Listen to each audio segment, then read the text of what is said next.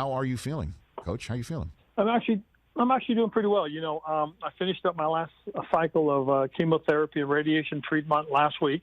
Mm-hmm. I'm in the recovery phase of it, where you're hoping the medicine continues to do its job and finish off the cancer, and hopefully when I get my PET scan in January, everything will be where it needs to be. And so, what has that been like? Can you just walk me through what a normal week for you has been over the last few weeks, Coach?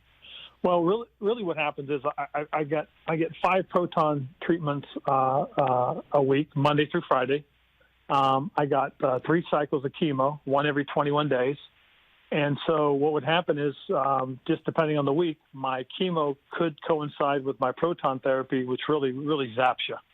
And so really, at the beginning of the week, those weeks, it really is a battle. The positive thing that Monday and Tuesday typically are game planning things, which the coordinators were handling. And then, working my way to getting out to practice on Wednesday and Thursday were a struggle. By Friday, I really started to feel better. And then Saturday, I was able to do my duties, and Sunday, the way I needed to have them done for the game time. So it was a struggle at times, but I was very fortunate. I had a lot of good people behind me, and really kudos to our coordinators for the job that they did during that period.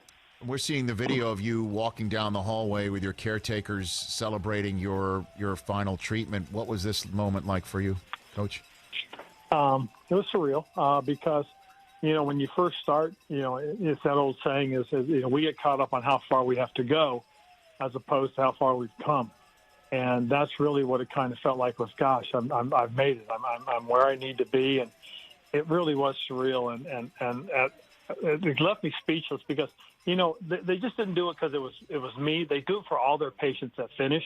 There was a little young man that actually had finished.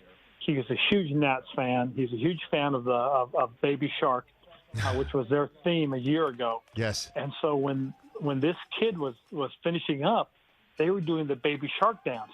And I just happened to walk in when they were rehearsing it, and I started doing it with them. So it was kind of fun. It really was. But it's hats off to those folks that are the caregivers, because they're tremendous people.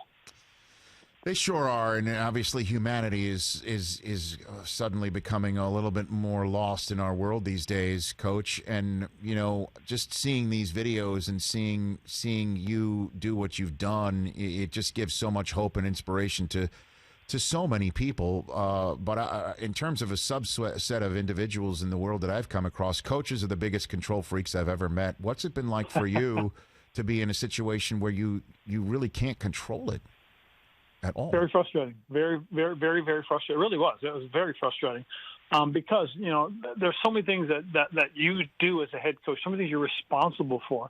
And I felt guilty several times not being where I needed to be as a coach. And like I said, thank goodness for Jack Del Rio, because Jack had gone through this, with Coach Fox, and he's been tremendous. He really has. And, not to mention that he's done such a great job with our defense this year. I mean, in spite of all the things that he's had to do in terms of handling some of my duties, leading our defense to where we are right now, in the top 10 in a lot of categories has really been yeoman's work. So, hats off to having a guy like that. But it's been so frustrating just because, certain things that I see would happen and there's not much I could do about it because it just, I'm dealing with my situation. But again, like I said, when you have people, you have coaches and players that really take responsibility, that helps. No, sure. And I guess last one for you on this, but I have to follow up. What do you mean by guilty? You really felt guilty about the fact that you didn't I did. I mean, really? Because, I'm a football coach. Like you said, you want to be in the middle of it. You want to be helping your guys, and there are sometimes you just feel like, I couldn't give them all of me, the things that I do. And so that was tough for me. It was a tough pill for me to swallow. It really was. And that's kind of, I felt, I felt odd about it. I mean, I never thought I would be a coach that sat in a cart and watched practice. And that's what I did. I sat in a cart. I watched practice.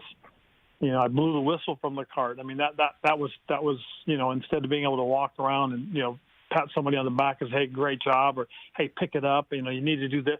I was removed from it, and that became frustrating, and I got angry about it. And I also, like I said, I felt guilty about it. And so from moving forward, you're out of the cart, and basically the next thing for you is your scan in January? That's basically it right now? Yes. Okay. Yes, what I have is I have weekly checkups with my 2 doctors. Okay. I go in and see them, but everything's leading up to the scan in January. Obviously, hopefully everything's done completely, and there's no residuals or anything that need to go back and get taken care of, and so that's what we're pulling for. And so basically, you're back to focusing primarily on football, essentially, right now. Yes. That must be a great feeling. That must be great. It's kind of cool now. Right. It is. It really is. I mean, to be able to sit down and watch tape and not worry about, I got my appointment here, I got this appointment coming up there. Take this medicine, take that medicine. I'm down to just taking one set of medicines a day, and that's it. And as opposed to having this regimen that I had to follow, and I couldn't miss or couldn't be late on. I'm telling you, I was very, like I said, I was very fortunate, that we caught it early. We had a good plan, had a great team of doctors.